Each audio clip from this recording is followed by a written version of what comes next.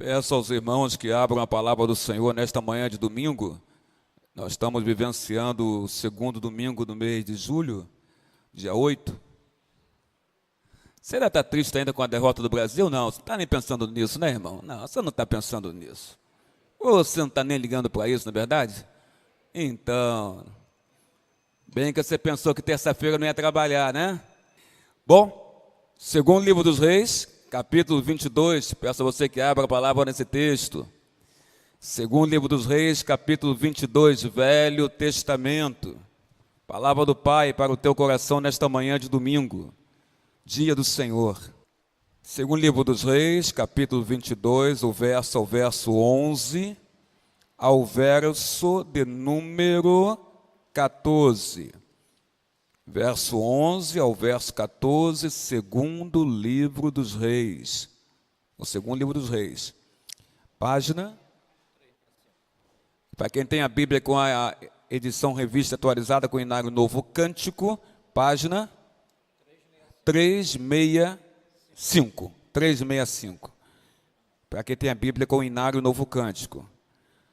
Nós vamos ler esse texto e depois vamos ler o texto do capítulo 23, que vem logo em seguida, né? Do verso 1 ao 3. Vamos lá. Diz assim o verso 11 ao 14, a palavra do Pai. Tendo o rei ouvido as palavras do livro da lei, rasgou as suas vestes. Ordenou o rei a Ilquias, o sacerdote, a Aicão, filho de Safã, a Aquibor, filho de Micaías, a Safã, o escrivão, e a Asaías, servo do rei, dizendo: Ide e consultai o Senhor por mim, pelo povo, por todo o Judá, acerca das palavras deste livro que se achou. Porque grande é o furor do Senhor que se acendeu contra nós, porquanto nossos pais não deram ouvidos à palavra deste livro, para fazerem segundo tudo quanto de nós estava escrito. Então o sacerdote Ilquias, Aicão, Aquibor, Safã e Asaías foram ter com a profetisa Ulda, mulher de Salum, o guarda-roupa, filho de Tiquivá, filho de Arás. E lhe falaram, ela habitava na cidade baixa de Jerusalém. Capítulo 23, verso 1. Então deu ordem o rei, e todos os anciãos de Judá e de Jerusalém se ajuntaram a ele. O rei subiu à casa do Senhor, e com ele todos os homens de Judá, todos os moradores de Jerusalém, os sacerdotes, os profetas e todo o povo, desde o menor até o maior. E leu diante dele todas as palavras do livro da aliança, que foram encontradas na casa do Senhor. O rei se pôs em pé junto à coluna e fez aliança ante o Senhor para o seguirem, guardarem os seus mandamentos, os seus testemunhos, os seus estatutos de todo o coração e de toda a alma, cumprindo as palavras desta aliança que estavam escritas naquele livro. E todo o povo anuiu a esta aliança. Glorificado seja o nome de Jesus nesse lugar, sobre as nossas vidas. Feche os olhos agora, irmão, em nome de Jesus.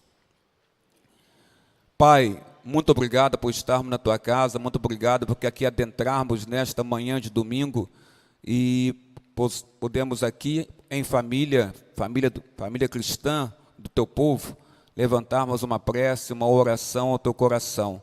Abençoai cada pessoa que está colocada neste lugar, abençoai cada homem, cada mulher, cada jovem que se encontra aqui, cada criança, adolescente, ser com aqueles que ainda não chegaram à Tua casa, que eles possam chegar logo e se juntarem a nós, ó Pai amado, para poder, Senhor Deus, te cultuar em verdade e em espírito nesta manhã de domingo. Como foi cantada na canção, Senhor Deus, ilumina nossas mentes com Teu Espírito Santo, para que possamos entender a Tua palavra, porque sem a iluminação do Espírito Santo, não há como entender a Tua palavra, Pai.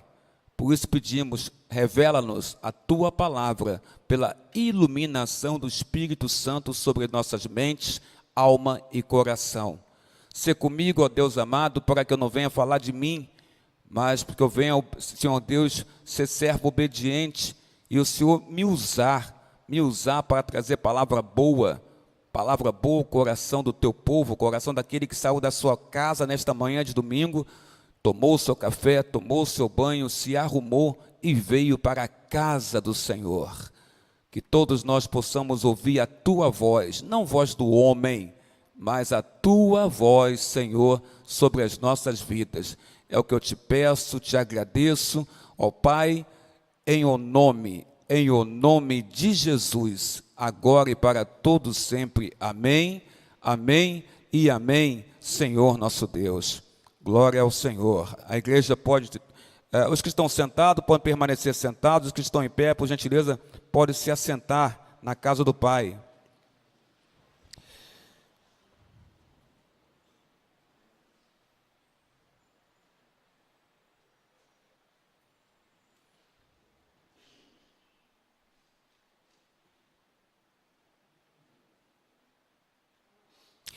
O verso 8 do capítulo 22, ele é um verso que nós separamos ele para falar agora, ele é um verso revelador para mim e acredito para você também, pelo nome de Jesus. Porque se você observar o versículo 8 do capítulo 22 do segundo livro dos Reis, você vai observar a Bíblia dizendo o seguinte: então disse o sumo sacerdote Ilquias ao escrivão Safã: achei o livro da lei na casa do Senhor. E Ilquias entregou o livro a Safã, e este o leu. No versículo 10, vem a informação para nós que Safã se apresentando diante do rei de Judá, do rei Josias, a Bíblia diz para nós, lá no finalzinho do verso 10 agora, e Safã o leu diante do rei. Glória a Deus por isso. O rei Ezequias, ele é um rei notável. Ezequias, para quem não sabe, é o rei que, na verdade, é o bisavô do rei Josias. Nós temos Ezequias, que gerou a Manassés, que gerou a Amon e que gerou a Josias. Então, o rei Ezequias, na verdade, ele é bisavô do rei Josias de Judá. Ezequias é famoso, é celebre, Ezequias é notável, é um personagem bíblico amado por todos nós.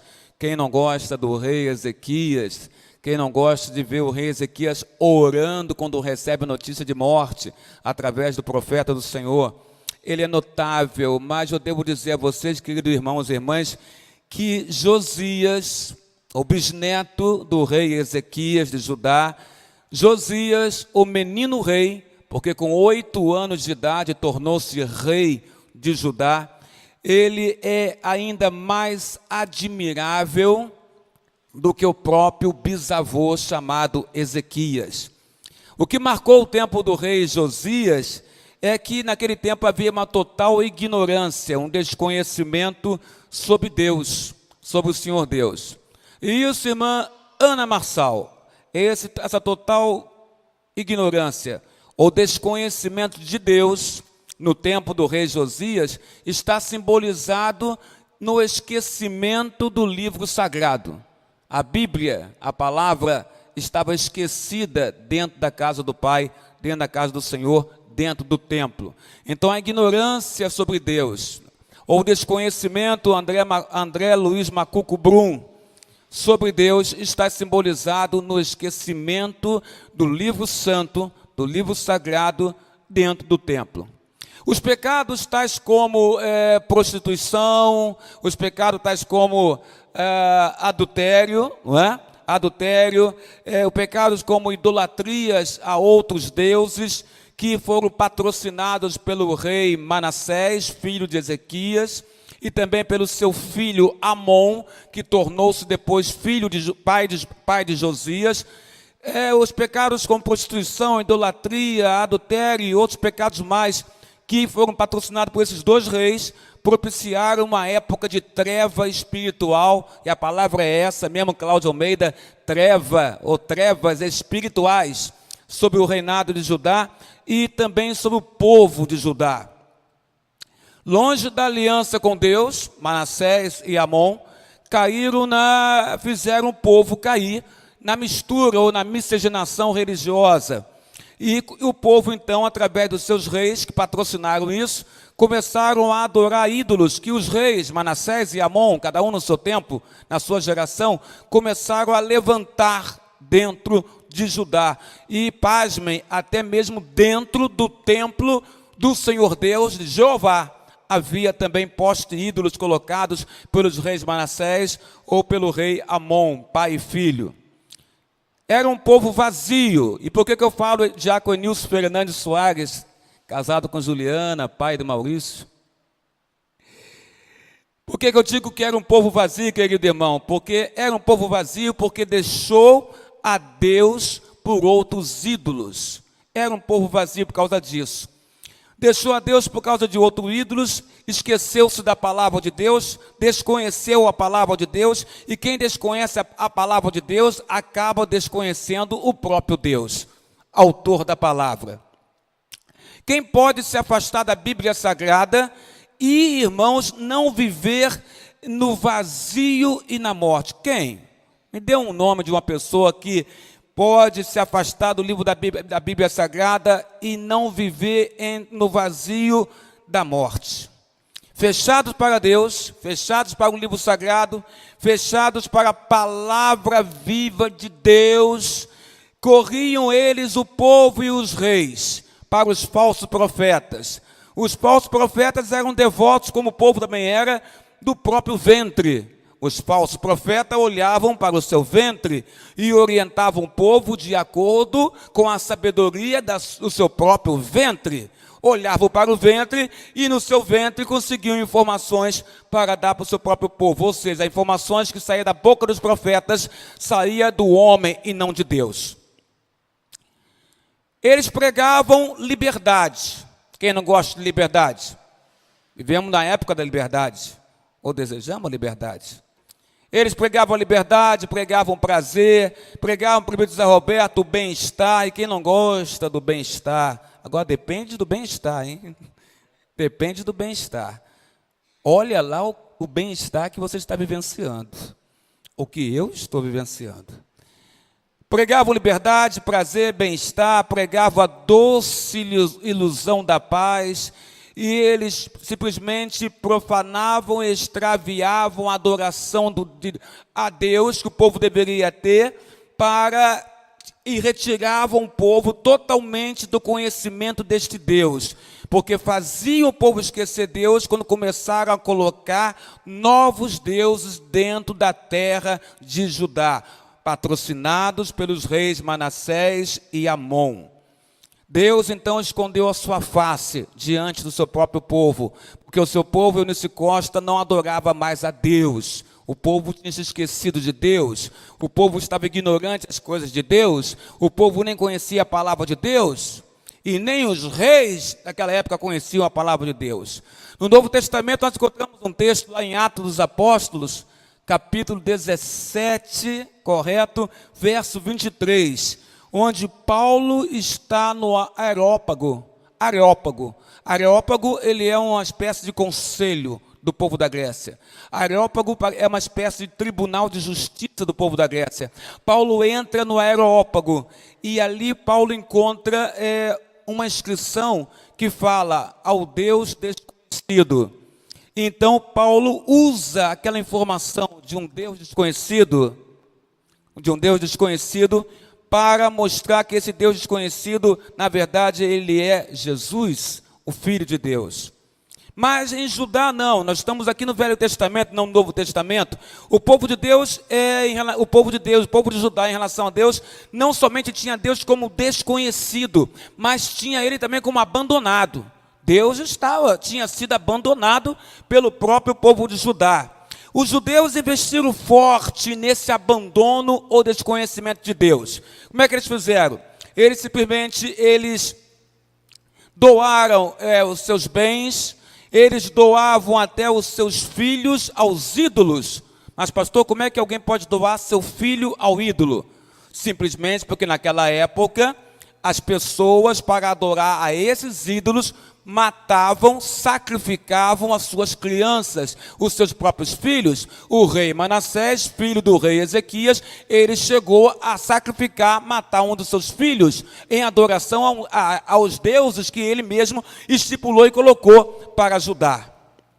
Havia então morte de crianças naquela época, através da adoração.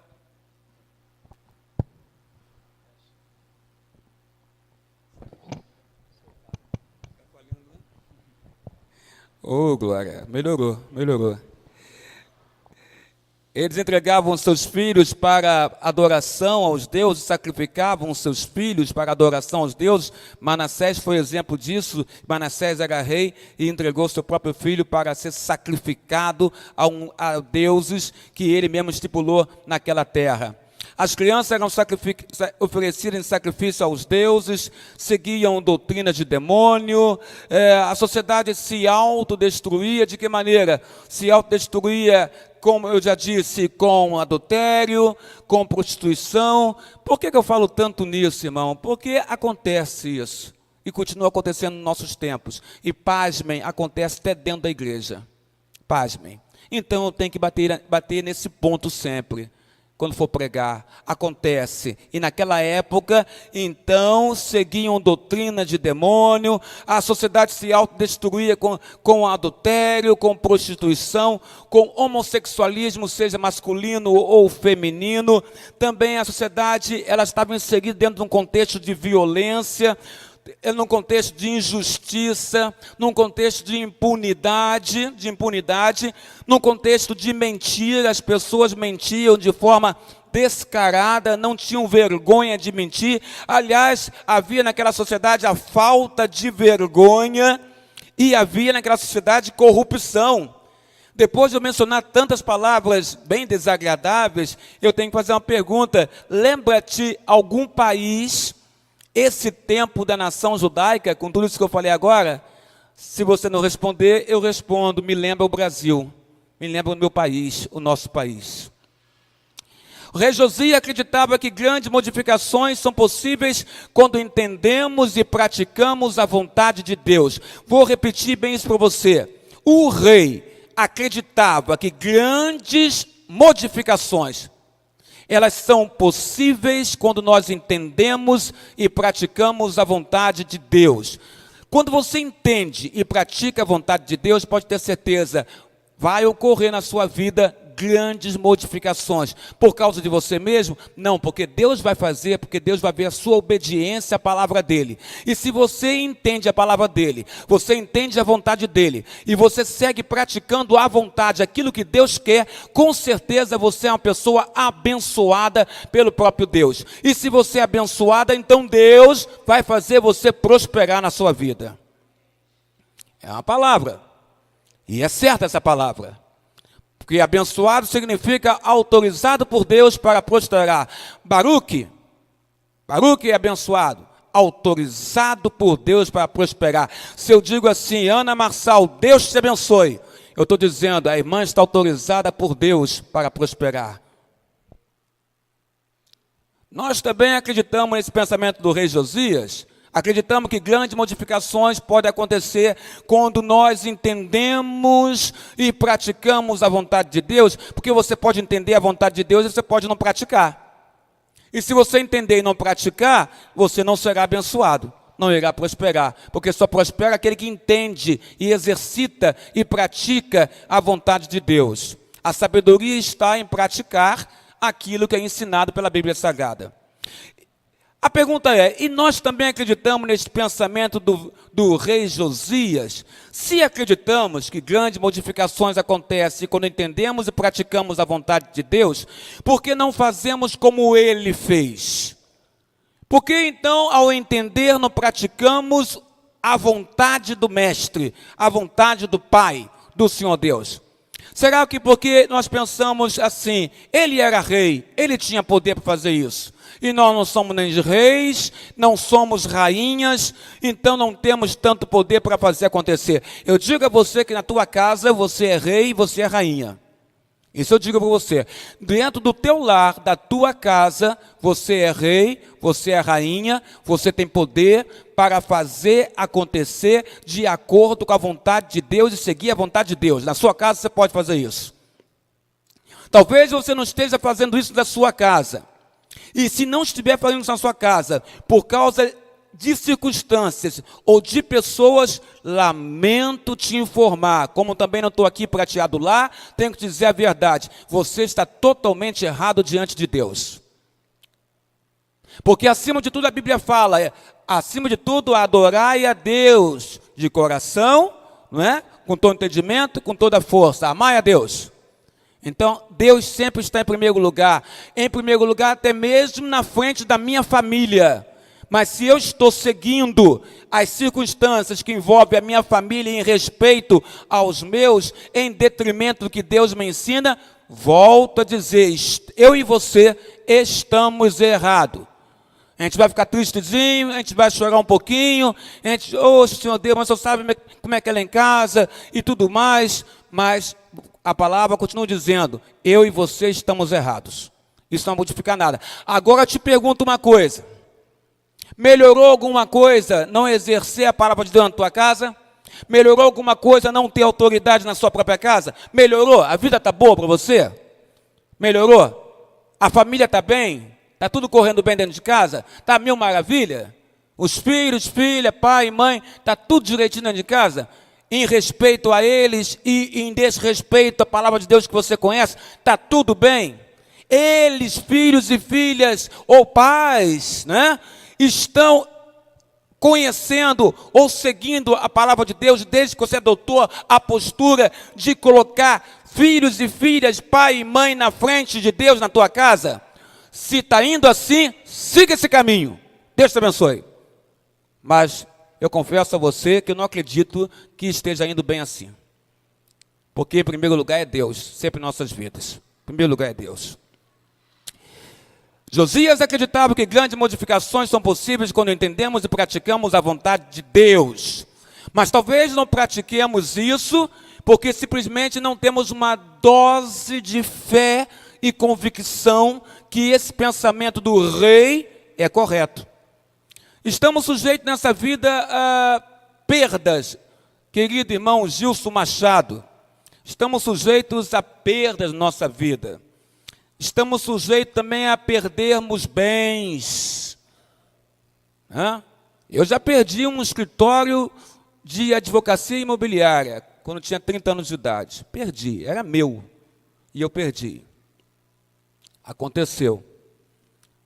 Perdemos bens, perdemos dinheiro, perdemos objetos, temos perdas que não somente se restringem a perdas materiais, nós também, outras vezes, nós podemos perder, temos outras perdas que caracterizam a nossa sociedade. Por exemplo, existem pessoas que perderam, por exemplo, a vergonha e o respeito pelo próximo. Perderam a vergonha, perderam o respeito pelo próximo, perderam o respeito até por si mesmo. Quem não respeita a si mesmo vai respeitar o próximo? Não vai. Teve gente que perdeu o prefeito Jaime a coragem de lutar, já desistiu, não quer lutar mais, não quer lutar, já se acomodou, não é? Perdeu a coragem de lutar. Tem gente que perdeu Cláudio Almeida e Miriam Pereira, tem gente que perdeu o interesse pela vida, pelo viver, não é? Tem gente que perdeu o interesse pelo viver. Encontramos pessoas que perderam familiares ao longo da sua jornada, que perderam amigos ao longo da sua caminhada. A verdade é que todos nós, em algum ponto das nossas vidas, nós perdemos, Eunice Costa, alguma coisa, seja material ou não material, mas perdemos alguma coisa. Hoje, na história dos reis de Israel, e no caso dos reis de Judá, eu queria falar sobre algo extremamente importante que se perdeu no tempo do rei Josias, neto do rei Ezequias, bisneto de Ezequias, neto de Manassés e filho de Amon. E no tempo do rei Josias se perdeu, como também se perdeu está se perdendo nos nossos dias também, o amor e o zelo à palavra de Deus. É isso, está se perdendo. A turma está usando a Bíblia para colocar no Salmo 91 e abrir na estante da sala. Mas a turma não está abrindo a Bíblia para ler a Bíblia Sagrada. A turma pega a Bíblia e coloca debaixo do braço quando vem para a igreja. Abre a força quando o mensageiro manda ler um texto. Porque o boletim já vem até com os textos bíblicos impressos, não precisa abrir. Então, o mensageiro pede para abrir, abre a força. Tem igreja que é mais moderninha do que a nossa, coloca lá no data show ou na televisão o dizer bíblico, aí ninguém abre a Bíblia mesmo. É só ler. Tem gente, então, que perdeu o amor e o zelo pela palavra de Deus. Será que eu perdi? Será que você perdeu? Será que você conhece alguém que perdeu esse amor e zelo pela palavra de Deus? Josias, ao assumir o reinado de forma efetiva, ele tinha 8 anos quando assumiu e foi tornado rei. Mas de forma efetiva ele assumiu com 26 anos. Com 26 anos ele passou a mandar, a governar. Com 8 anos ele tinha conselheiros. Josias então promove aos 26 anos de idade. Note a idade dele, talvez seja a sua idade, para os jovens que estão aqui agora, ou próximo da sua idade. Ele tinha 26 anos de idade, quando ele promoveu uma restauração física no templo. A última reforma do templo tinha sido feita pelo rei Joás, há 200 anos antes. O último rei que cuidara do templo foi o bisavô de Josias, o rei Ezequias, há cerca de 65 anos antes de Josias. Ezequias promoveu uma última reforma tímida no templo. Depois de Ezequias, a adoração a Deus por 2 gerações, Manassés e Amon, ela foi totalmente abandonada, esquecida. Manassés, não satisfeito em abandonar a adoração a Deus, ao Deus do seu pai, Ezequias, Manassés constrói altares e poste ídolos dentro do templo do Senhor. É como se você chegasse aqui nessa igreja agora e encontrasse aqui em cima, José Roberto, nessa mesa ou aqui perto do púlpito, estátuas de deuses. E você sabe que aqui é a casa de Deus. Mas dentro da casa de Deus, você encontrar naquela janela, perto desse banco vermelho, perto dessa estante, perto do piano, estátuas avocando para ti a adoração a outros deuses. Manassés fez isso na casa de Deus. Ele colocou poste ídolos, colocou estátuas, imagens de outros deuses dentro da casa do pai. Foi o que Manassés fez. O estado do templo, então, refletia o quanto o povo estava distante de Deus. O templo no reinado de Josias estava com rachaduras, estava praticamente abandonado, precisando de reparos, e esse estado do templo vai refletir o quanto o povo estava distante de Deus. Se o povo ama a Deus, no lugar onde ele cultua a Deus, ele vai querer que esse lugar esteja bem arrumado, bem limpo, bem pintado, não é? Bem ornamentado, porque é o lugar onde eu vou com a minha família adorar a Deus. Eu tenho prazer de estar aqui dentro.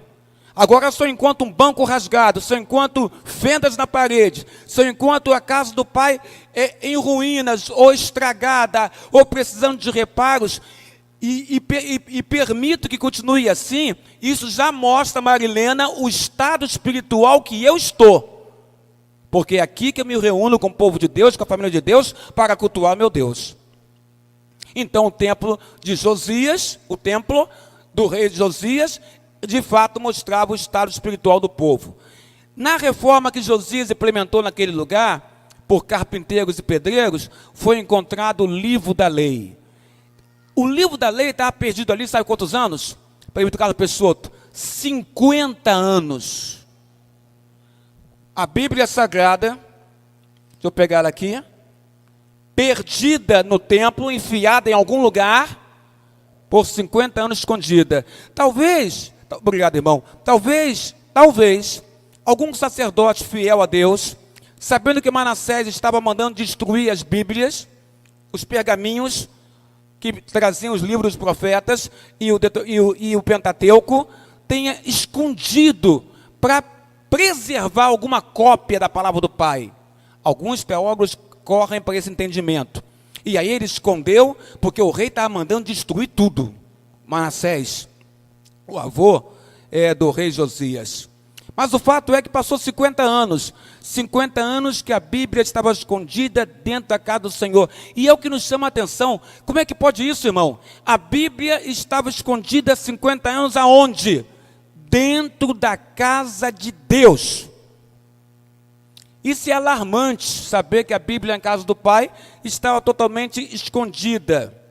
Eu acredito que a comunidade cristã de hoje, nos dias de hoje, também está vivenciando esta realidade.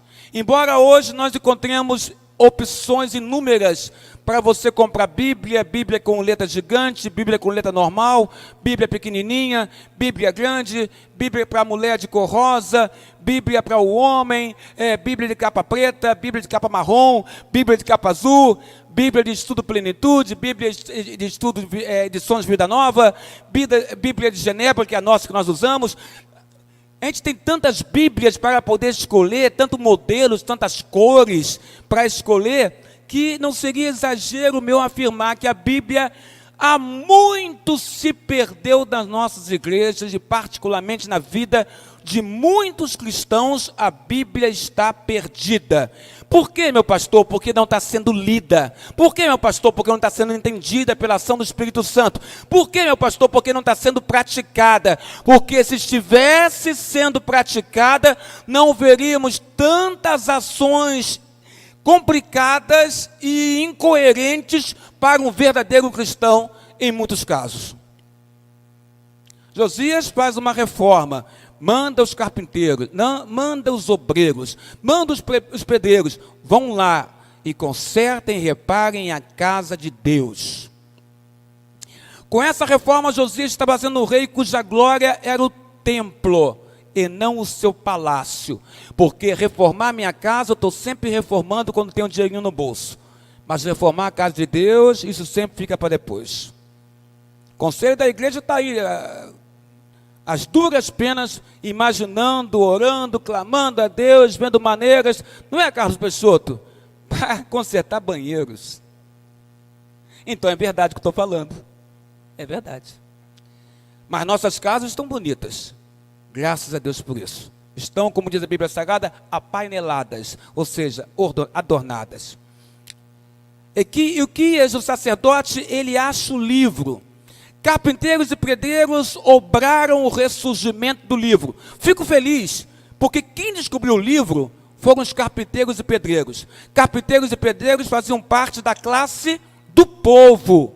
A classe menos favorecida, a classe que não tinha dinheiro, é o povo que achou o livro. São os carpinteiros, são os trabalhadores, são os pedreiros, simbolizando o povo que dentro da casa de Deus, em algum lugar lá escondido, eles acharam o pergaminho, acharam o livro e entregaram para Ilquias. Ilquias, sumo sacerdote, ele entregou para o escrivão Safã. Safã leu o livro. Ilquias acha o livro e deixa eu te dizer uma coisa, a reforma do templo seria inútil sem a reforma das almas. Não adianta eu querer reformar o templo, ainda que seja bom reformar o templo, se não vem em primeiro lugar a reforma da minha alma, do meu ser. É preciso, sabe o que, irmão? Ter um avivamento das nossas vidas. Diácono César, diácono Plantão, é preciso, César, ter um avivamento na sua, na minha, nas nossas vidas. Ilquias achou a Torá, livro da lei, dado por intermédio de Moisés, mas é triste perceber que o livro e o próprio Deus, autor do livro, estavam perdidos do sacerdócio e estavam perdidos dos olhares do povo de Judá. Sem Bíblia não há vida. Se você não tem uma Bíblia no seu coração e não segue ela no seu coração, sem Bíblia não há vida, porque a Bíblia no Velho Testamento e Novo Testamento aponta para Jesus como nosso Salvador. sem Bíblia não há vida. E Jesus fala, eu vim para dar a vocês vida em abundância. E Jesus nos dá vida eterna. Sem Bíblia não há vida. Safã leu o livro. Depois ele foi e leu ao rei. Durante a leitura do livro, lentamente aparecia em Israel, palavra por palavra, frase por frase, a face de Deus e visitação ao seu povo. Porque quando a Bíblia é lida, a face de Deus se apresenta diante do povo. Quando a Bíblia é lida, Deus está falando com o seu povo. E a face de Deus se apresenta ao seu povo. Safã leu para o rei Josias. A audição piedosa do rei Josias casou-se com o livro e com a alma do rei. Ele ouve de forma piedosa. E essa audição piedosa se casa com o que estava dizendo o livro, se casa com a alma do rei. E quando se casa com a alma do rei, a Bíblia fala, Josias rasga as suas vestes. Penetra na alma de Josias e Ana uma forte emoção. Porque quando a Bíblia lida para a gente, e a gente ouve, irmã Ana, com a unção do Espírito Santo, com a iluminação do Espírito Santo, não há como não vir sobre a senhora ou sobre mim uma forte emoção, porque a Bíblia confronta os nossos pecados, a Bíblia confronta os nossos erros, a Bíblia ela nos mostra o quanto estamos errados diante de Deus. Josias então, a alma dele se rasgou, e isso se exemplifica na ação de rasgar as suas vestes com indignação. A alma de Josias foi lançada a um desespero de lamentação de quem ama a Deus. De quem ama a Deus e sabe, eu estou errado diante de Deus. Eu sou o rei. Eu tenho responsabilidade administrativa perante este povo e responsabilidade espiritual. Ah, mas espiritual? Não é o sacerdote que tem responsabilidade espiritual sobre o povo? Pega aí. Mas era o rei que estabelecia o sacerdote. E Manassés e Amon estabeleceram sacerdotes que eram profetas falsos. Josias agora é o rei, tem 26 anos de idade, tem todo vigor.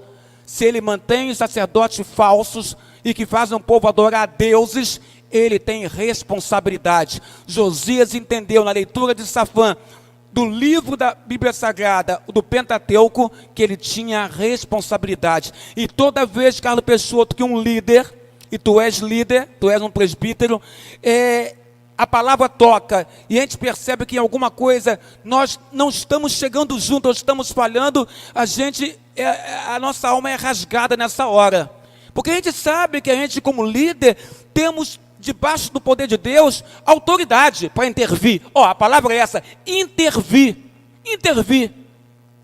como professor de escola dominical, tem autoridade de intervir quando um aluno fala heresia, ainda que intervenha com amor, para não perder aquela pessoa, mas tem que intervir, porque a heresia não pode sair da boca de ninguém ali dentro. Penetrou na alma de Josias uma forte emoção, um senso de Deus. Olha que lindo, um senso de Deus. Cláudia Valadares, Tatiana Valadares, minhas amigas, né? Vocês já perceberam isso? Coisa gostosa isso? Senso de Deus entrou no coração de Josias.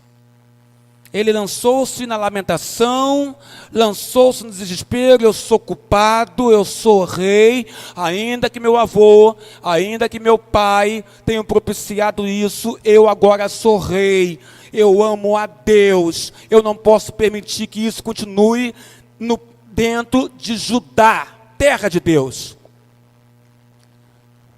Ele viu a iniquidade do povo, e ele sabia que a iniquidade separava o povo de Deus, e separava ele mesmo de Deus. Seu coração, ante a descoberta da voz de Deus, ficou estremecido, ficou enternecido. Ele se humilha, ele ora, ele se lamenta, ele chora. Está lá, verso 19, 2 Reis 22. Josias rasga suas vestes. Ele dá mostra do que devemos fazer ante o livro. Não é que você vai rasgar a sua roupa, mas rasgar a veste em Israel era humilhação e sentimento de indignação com alguma coisa que está acontecendo. Então não rasgue a sua roupa, faça melhor, rasgue a sua alma diante de Deus, para aquilo que você sabe que está errado diante do Pai. Josias rasga suas vestes, dando mostra de como devemos fazer ante a Bíblia Sagrada. Primeiro eu tenho que ter o chamar. Chamar é ter a disposição de ouvir. Tem muita gente que não quer ouvir a Bíblia. Por quê? É simples explicar. Porque a Bíblia confronta os seus pecados. Como eu não quero largar meus pecados, então não quero ouvir a Bíblia. Então é melhor beber um copo d'água, então é melhor sair lá para fora, conversar um pouquinho com o diácono de plantão, ou olhar lá Monsenhor Félix, quem passa, quem volta, pegar um pouquinho de sol na minha cabeça, porque eu estou com frio. É melhor ir aqui no banheiro, ficar 10, 15 minutos me refugiando no banheiro, até o pregador parar de falar aquele ponto que está me incomodando. Porque ele não para de falar. Ô, glória. Chamar, disposição para ouvir. Deuteronômio 6, versículo 4, chamar. Em seguida, você ouve e você encarna o que foi ouvido. Encarnar é cumprir. Encarnar é praticar, Eliette, minha companheira de louvores. Encarnar é praticar, é cumprir.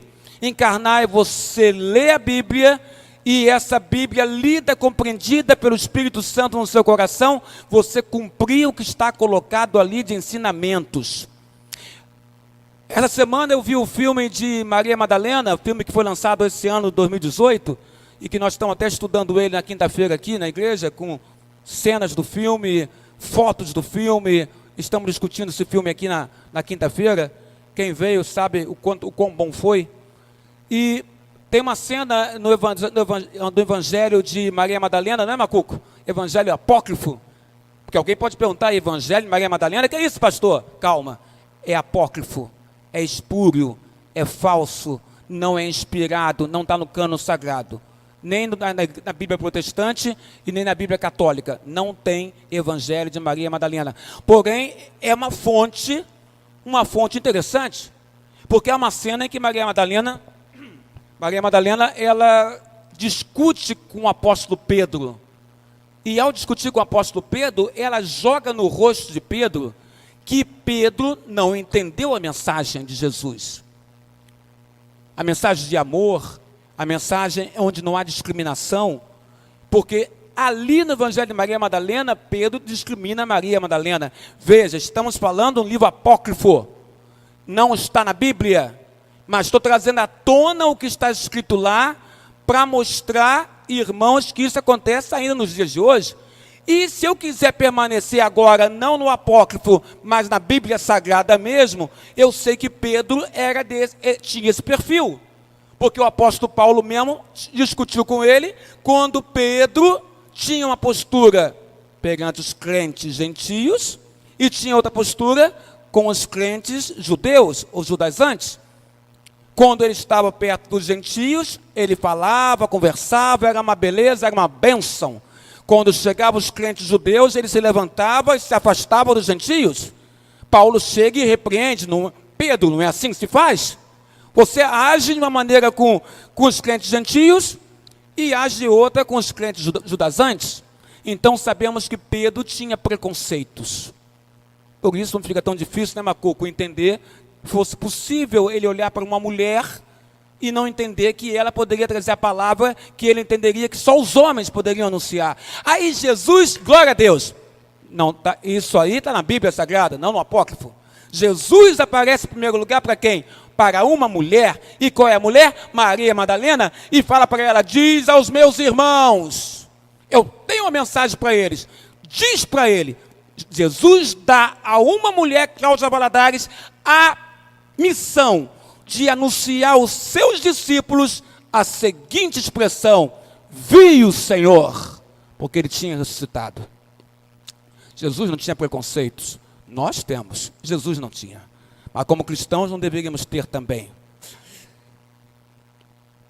Em seguida, então, voltando a Josias, ele encarna o que foi ouvido, ele pratica o livro, Josias acha o livro, Josias ouve audição espiritual. E é isso que o Pai exige, ouvir o verbo de Deus. No Monte da Transfiguração, há um momento que ele fala, ouvi ao meu filho amado. Deus diz em relação a Jesus. A audição é a entrada do livro para a alma do ouvinte. Quando você ouve, a Bíblia entra dentro de você. Quando você ouve, a palavra entra dentro de você. Quando você ouve, pela iluminação do Espírito Santo, você passa a praticar o que você ouve da palavra de Deus. Talvez aí seja o grande problema de Maria Madalena no livro Apócrifo com Pedro. Ela fala, você não entendeu a mensagem do Mestre ainda. E eu creio que muitos de nós ainda não entendemos a mensagem do Mestre. Quem tem ouvidos, ouça o que o Espírito diz à igreja.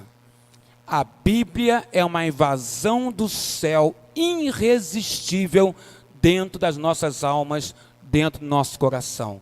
E quando a Bíblia invade nossos corações, ela nos traz a presença de Deus, porque Deus é o autor da Bíblia. Que livro é esse que, lido com o coração, rasga as vestes? Porque ele nos afronta, porque ele estampa nossos erros com o Senhor. É o livro sagrado do Senhor. Você olha para a sua Bíblia, querido irmão, você está com ela aí? Está com ela aí? A Bíblia impressa? Está com o celular? Serve. Pega a tua Bíblia, está no teu colo? Dá uma olhadinha para ela, para a tua Bíblia agora, porque ela traz a voz irresistível dos céus para a tua alma, se você ler ela. Ela clareia a tua vida, ela sustenta teu coração, ela, a Bíblia Sagrada, a palavra de Deus, te coloca em pé e te dá esperança de um mundo melhor, porque é o que ela profetiza, coloca para os nossos corações. Jesus está voltando. O livro faz o rei questionar. Ele começa nos seus antepassados. Ele pensa em Manassés, ele pensa em Amon, seu pai. Ele pensa na espiritualidade dos antigos reis. Ele pensa na espiritualidade do povo. Ele pensa no sentimentalismo dentro do templo. Aquele povo chorando, chorando, chorando, mas na verdade não estavam sentindo nada em relação a Deus. Ele pensa nos dízimos lançados. Ele pensa nas oferendas, porque não adianta eu colocar meu dízimo aqui dentro, se minha vida está errada diante de Deus. Eu não vou comprar Deus com meu dízimo. E nem um dinheiro abençoado na casa do Pai. É como se dissesse de que tudo aquilo adiantava quando o livro estava ausente da vida do povo. Se o livro está ausente, o que adianta eu dizimar? O que adianta eu estar ali? O que adianta se o livro não está presente na minha vida? Se a Bíblia não faz parte do meu caráter e da minha vida? A Bíblia aponta para a santidade, para a proclamação da glória. Se a Bíblia não está presente no povo de Judá, não havia santidade e não havia proclamação da glória do Senhor. O que fazer então? Josias mostra. O rei, histórias do rei de Israel, histórias de Judá. Josias se arrepende, se lamenta e busca em Deus misericórdia. Josias rasga suas vestes. O rasgo das vestes dele é indicativo que o livro está se manifestando nele, a Bíblia está se manifestando no rei. Então, indignado, ele rasga suas roupas, porque a Bíblia está falando forte no coração dele. Ele sabe, eu estou errado, eu errei, e estou levando o meu povo a errar também, porque eu sou rei. As reformas começam quando você acha o livro, irmão. Ah, mas pastor, eu não perdi a Bíblia está no meu colo aqui. Sim, mas o achar o livro é você ler, é você obedecer, é você praticar. Isso é o achar o livro. Eu tenho em casa várias Bíblias, acho que você também tem várias Bíblias, né? Tem gente que faz coleção de Bíblia dentro de casa, tem gente que faz. Então não é que você, a quantidade, ou você ter ela à mão, é você ler, é você compreender. Eu tinha um professor do seminário que dizia assim, você não pode ler a Bíblia somente quando você vai pregar, você tem que ler a Bíblia de maneira costumeira, nem que seja um versículo, 2, 3, um texto, mas leia sempre. Maneira costumeira. O que fazer, Josias? Fala para a gente. Se arrepender, buscar Deus, buscar a misericórdia dele, rasgar a alma. Irmãos, eu oro a Deus para que eu e você, nesta manhã, possa rasgar as nossas almas. É isso. Rasgue a sua alma diante de Deus. A sua alma, ela anseia, ela anela por Deus. É o livro santo me lavando e recriando o homem. Recriando porque a palavra mostra o que eu tenho que fazer e o que eu não estou fazendo. Então o livro santo me recria. O livro santo, ele é um bálsamo. O livro santo é um refrigério. O livro santo me lava da cabeça aos pés. Quando eu começo a ler a palavra. As reformas começam com o achamento do livro, seguido da invasão do livro à alma do rei, e em seguida há um tsunami na alma do rei Josias, e há um avivamento, porque ele manda chamar o povo. Ele fala, depois que ele ouve a leitura do livro por Safã, ele quer que todo o povo também ouça. Então a Bíblia Sagrada fala assim, no versículo 2, capítulo 23, segundo livro dos reis. O rei subiu à casa do Senhor, e com ele todos os homens de Judá, todos os moradores de Jerusalém, os sacerdotes, os profetas e todo o povo, desde o menor do povo até o maior, e leu diante dele todas as palavras do livro da aliança que foram encontrado na casa do Senhor. O rei se pôs em pé junto à coluna e fez aliança ante o Senhor para o seguirem, guardar os seus mandamentos, os seus testemunhos, os seus estatutos de todo o coração, de toda a alma, cumprindo a palavra desta aliança que estava escrita naquele livro. E todo o povo concordou, anuiu a aliança com Deus. O que fez o rei, igreja, quando viu o pecado, viu o seu pecado, que fez o rei, como chefe da nação, verso 1 e verso 2 do capítulo 23, ele reúne todo o povo na casa do Pai. Verso 2, leu diante dele as palavras do livro. Verso 3, fez o povo fazer aliança com Deus. A pergunta é, como está nossa, Haroldo Linares, aliança com Deus? Como é que está a minha aliança com Deus? Eu creio que nós precisamos, vou dizer uma redundância aqui, talvez alguns até pensem que é heresia, precisamos nascer todos os dias. Não é? Tem gente que concordou aí. Precisamos nascer todos os dias das nossas vidas. Precisamos nascer agora, precisamos nascer hoje, precisamos nascer amanhã, precisamos ter um foco numa vida santa diante de Deus. E para isso é preciso Bíblia, palavra do Pai, sobre os nossos corações. Se assim fizermos, talvez nunca cheguemos ao caos de Judá. Porque a vida cristã não pode ser feita de emoções somente, ou tampouco pode ser fria e mecânica. Ela tem que ser, como Paulo falava, equilíbrio entre o êxtase e o racional. Essa é a vida cristã. Devemos manter acesa a chama da aliança em nossos corações. Josias implementa uma reforma na nação, capítulo 23, do verso 4 ao 30, que eu não vou ler, mas está aí a reforma que ele fez. Essa parte final da ação de Josias em seu reinado é a que mais demandou trabalho para ele. Ele purifica o templo, ele purifica o culto, porque não basta purificar o templo. Vamos tirar essa estátua, esses postes ídolos, aqui é a casa de Deus, vamos tirar isso daqui. Não adianta somente tirar isso. Você tem que purificar o templo. Trazendo para o dia de hoje, nós somos o templo do Espírito Santo. Não é?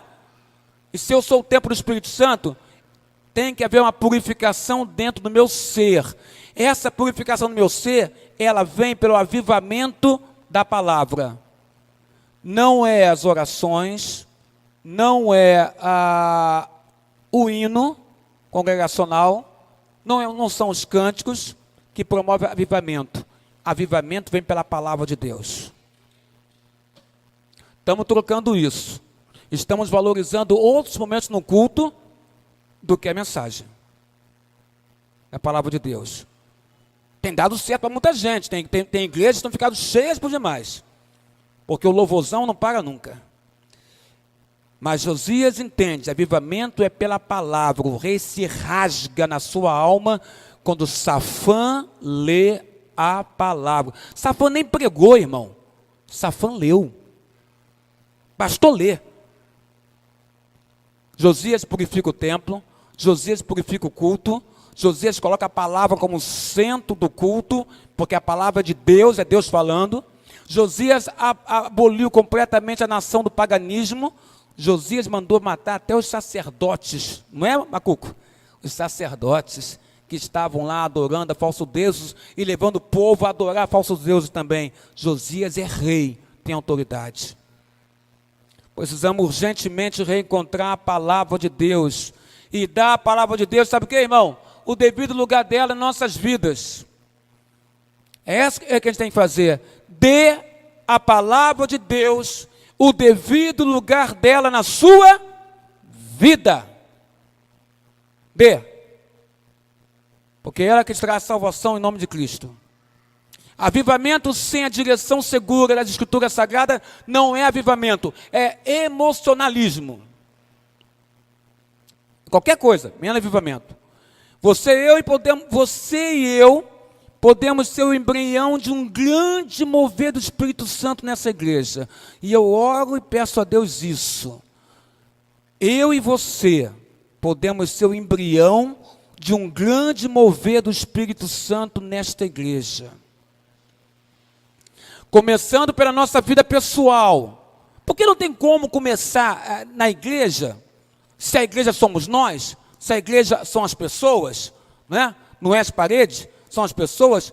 Se não começar em mim esse grande avivamento pessoal, não vai fluir pela igreja. Cada um de nós deve desejar esse avivamento. Presbítero José Roberto, presbítero Jaime, que estão liderando o culto desta manhã, nós temos que desejar o avivamento. Como é que eu posso fazer isso? É pela palavra, irmão. Você muda o mundo pelo conhecimento das Escrituras Sagradas, mas o conhecimento iluminado pelo Espírito Santo, não conhecimento humano, tirando conclusões do que leu. Ame a palavra de Deus. Para começar, ame a palavra de Deus, porque ela vai te ensinar o certo. Ame a palavra de Deus, porque ela vai te levar para caminhos corretos e certos. Ame a palavra de Deus, porque ela vai apontar você para Jesus. Ame a palavra de Deus, que você vai fazer igual Pedro. Você vai sair do barco, você vai andar por sobre as águas, mas ao contrário de Pedro, você não vai afundar nas águas, porque você vai ficar olhando para Jesus. Ame a palavra de Deus, porque ela vai mostrar a você Jesus, e você vai andar por sobre as águas. Estude a palavra de Deus antes de qualquer coisa, antes de abrir a boca para um irmão, para uma irmã, para alguém na rua. Estude a palavra de Deus, porque tem gente aí fora, e vou dar exemplo aqui, testemunha de Jeová, sai de 2 em 2, ou de 3 em 3, o que for, fico parado nas esquinas, está lá na tua rua, se você mora na rua tal, está lá testemunho de Jeová parado na tua rua, ele te aborda, sabe o que ele te aborda? Com conhecimento, porque eles estudam, certo ou errado, eles estudam. Para discutir com eles, você tem que saber mesmo da palavra. Senão você não consegue. Porque se você fala uma coisa, ele vem com 10 argumentos diferentes para você. Estude a palavra, ame a palavra, proclame o poder que advém da palavra. E eu digo a você, algo celestial vai acontecer com você, quando você amar, estudar a palavra de Deus. O que você não entender, pergunte a quem tem mais conhecimento que você. Seja humilde, pergunte, porque nem todos nós sabemos tudo. Pergunte, para que você possa entender de maneira correta a palavra de Deus. Deixe-se, olha que legal, deixe-se ser achado pelo Senhor. Deus, eu estou aqui, Senhor. Me acha, Senhor. Eu quero aprender a tua palavra, Senhor Deus. Me acha, Senhor Deus. Ajude, irmão, a mudar essa geração que está aqui. Ajude. Comece em você o avivamento. Comece em você a mudança. Comece em você o avivamento que é tão necessário para que a igreja saia do marasmo espiritual e para que a igreja seja uma igreja viva. Viva. Controle sua língua, controle em Deus seus pensamentos, conte até 10 antes de falar algo, conte até 10 antes de fazer alguma coisa, conte até 10 antes de dar um olhar recriminador sobre alguma coisa, conte até 10 antes de desmerecer um homem e uma mulher de Deus, só porque não faz como você faz. Conte até 10, porque o dedo que aponta, tem 3 apontando para si. Para isso, estude a palavra. Para isso, rasguemos eu e você nossas vestes espirituais. Façamos como Josias, entendeu, chorou, rasgou suas vestes e mandou chamar o povo. Por que, Josias? Porque essa palavra não pode ser só para mim. Todo o povo tem que ouvir o que Deus está dizendo. E quando isso aconteceu e o povo ouviu, houve um grande avivamento espiritual em Judá. Simplesmente porque um rei entendeu o que Deus queria dizer. Madalena com Pedro. Pedro, você não entendeu ainda a mensagem do Mestre. Que Deus nos abençoe, em nome de Jesus.